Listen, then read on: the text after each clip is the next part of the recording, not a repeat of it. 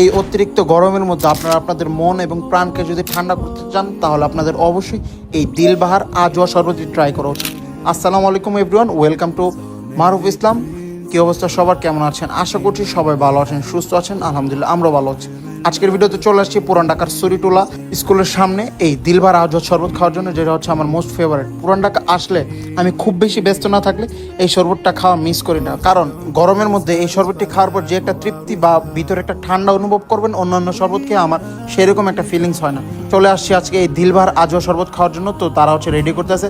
তো এক গ্লাস শরবতের প্রাইস হচ্ছে 120 টাকা। তো অনেকে বলতে পারেন যে এটার প্রাইস বেশি, বাট এটা আপনি যখন খাবেন তখন হচ্ছে এটার মধ্যে যে অ্যামাউন্টের ইনগ্রিডিয়েন্টস থাকে, বাদাম থাকে, সো সব কিছু মিলাইতে গেলে তাদের মোটামুটি ঠিক আছে প্রাইসটা। তো একটার দাম হচ্ছে 120 টাকা। তো ফার্স্টে আসার পরে হচ্ছে একটা অর্ডার দিয়ে দিছি।